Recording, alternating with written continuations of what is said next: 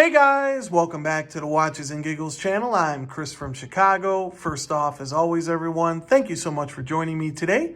If you're new to the channel, welcome. Thank you for stopping by. And if you're returning, thank you so much for coming back. I do appreciate it. All right, everyone. In today's video, we're going to talk about Rolex boutiques and authorized dealers and how can we, us watch enthusiasts, actually obtain a watch that we want to wear, not flip, buy at retail, from a boutique or an AD, as the lingo we're using nowadays in the community is preferred clientele. What exactly does that mean? We're going to try to figure that out today. But before we do, we'll see what I'm wearing. And today I have on the Tudor GMT. I do love this watch, guys. It's taking the place of my Sea Dweller right now. As my weekend warrior, my weekend watch. As most of you know, my Rolex Sea Dweller, the SD43, the red line, is off the service. Disappointing. I actually really miss that watch. It is my favorite watch in the collection, and I can't wait to get it back. You may also notice, really quickly, I'm not going to do a review or anything, but I did get a new watch roll. This is a Bosphorus watch roll. Actually very nice. You can see some of my collection there. They were running a sale. I don't know if they still are, 20% off of some of their merchandise. So yeah, not too bad. I think I paid like $250 or $270 for this after the discount, but pretty cool. I like the green, kind of goes with my whole aesthetic here.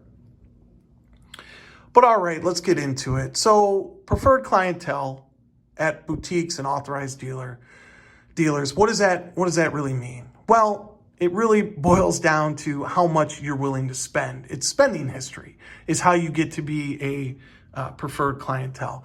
Now, I'm not saying every authorized dealer uses this method or this tactic, but for the most part, that's the way it is nowadays. And I'm going to tell you a situation or a story I just had with one authorized dealer, not my main authorized dealer, but one that my family has used for probably decades for jewelry. And I've done a little shopping there myself, but it's one that's actually in question. They are not located in Chicago, which is a misconception, but it's the one that's having the problems or the allegations from one of their former employees. So I think you guys can figure it out. Real quickly here, I do have a little drink on the side. It is Saturday, so I'm going to take a sip here. But we're going to talk about an experience that I had over there. So, well, about a week ago, I'll say, it was the first time that I took my son out. He actually just turned a month today, April 3rd. He was born March 3rd, so really happy about that. Actually, the wife and kid are out right now enjoying the weather. It's about 70 degrees outside, but I thought I'd take this opportunity to make this vid. Anyways, so it was the first time I took him out, me and my wife. It was to an outside mall. You know, we got a cup of coffee. It was about 60 degrees outside, which is beautiful for Chicago. Grabbed a bite and decided to stop in to this authorized dealer. Now, for some context, back when, well, 7-8 months ago, when Rolex released the 41 millimeter Submariner, I had called my main authorized dealer, the one that I used, and this one, to ask to be put on the list or considered. Which I know is just, I'm wishing in one hand and, doing what in the other, taking a crap in the other hand. But anyways, so I had asked and, my AD told me, sure, yeah, possibly, but pretty much told me that I don't really have a chance of getting it. But you never know down the road. But this other authorized dealer, the one that is in question from allegations from their former employee, had told me, yeah, I think we can make that happen. We're not sure when. Obviously, they can't guarantee anything, and they didn't take a deposit or possibly put me on the list. But they're like, yeah, we'll keep you in mind. We can't guarantee when, but it definitely is a possibility. And I was quite surprised by that, but I definitely had a lot of hope. They gave me a lot of hope, okay?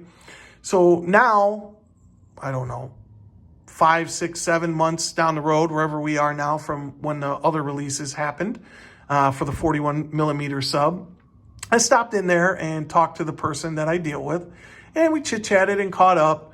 And then I laid on them, hey, kind of half joking, am I getting any closer to the sermon? And, they paused, they looked at me and they're like, well, yeah, you can get closer, but, you really need a purchase records is what the verbiage they used of over $100,000. Up to 150 or over 150 to be considered for a sermon. And kind of stopped and looked at them and I'm like, oh, well, that is not what you told me when I asked you about that. When they were first released, did something change?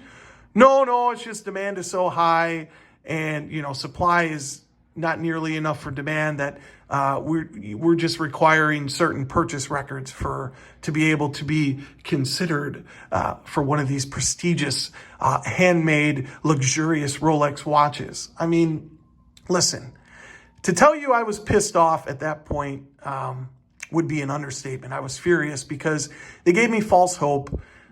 They gave me the possibility of down the road, maybe even a year or 2 or 3, whatever. I'd wait however long to get the watch. They gave me false hope because I'm never going to spend that much money there. So I proceeded to say, okay, yeah, you really should have told me that at the beginning. I appreciate honesty as opposed to being jerked around, which is what I said I felt like I was. So I said, thank you for your time. And we picked up our stuff and we rolled out of that AD. And you know what, guys? I don't have a problem actually with the money. Like if that's what it takes to be considered for that watch at this authorized dealer, that's fine. But just freaking tell me up front. Don't pull on my heartstrings and give me false hope, which is absolutely BS.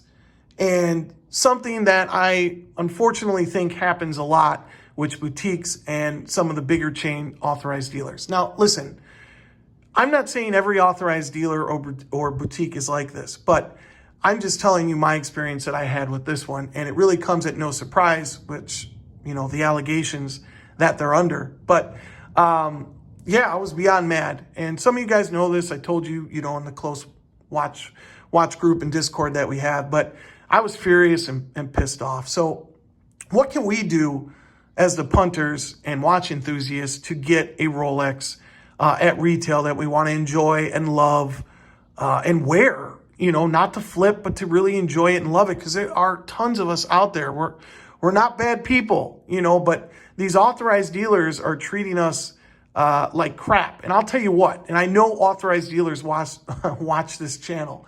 I'll tell you guys this. Yeah, you got the upper hand right now, but for all the bridges that you burned, you better pray.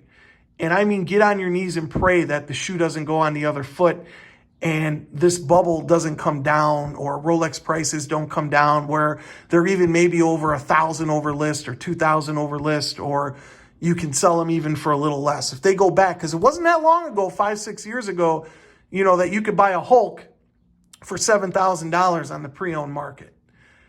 So you guys better be careful at what you're doing and how you're treating people, because I won't be going back to this authorized dealer after that. I mean, I won't. I refuse. But I digress. What can we do as punters and watch enthusiasts to get a watch that we really, really love? Well, you do need to build a relationship. Hopefully you can find a good AD that it's not all about the money. Smaller ADs are a good place to go to, family-owned ADs, and balance shopping does help. If you buy, some jewelry that you were going to buy anyway, buy it from your authorized dealer, toss them a bone, because the majority of them, they make 50 to 75% of their income off Rolex watches. So if you do buy some jewelry that you were planning on buying anyway, it does help. You can also email a bunch of authorized dealers when you go in there, look presentable. But right now, it's going to be tough. It's going to be tough for us watch enthusiasts to build that relationship if you don't already have a big spending history. Thankfully, I do have a good authorized dealer that does take care of me and has helped me out. And I do have 3 watches from them. Yes, I've purchased a little bit of jewelry from them, but it's stuff I would have bought anyway. So toss them a bone. There are some good dealers out there, authorized dealers and boutiques out there, but it's becoming more and more apparent that a lot of these authorized dealers and boutiques are just treating people poorly. And I think it's a mistake, because stock markets, commodities, housing prices, historically, guys, they do go up and down. One second, I'm just going to take a sip here. So will these Rolex prices be this high forever? I have no idea.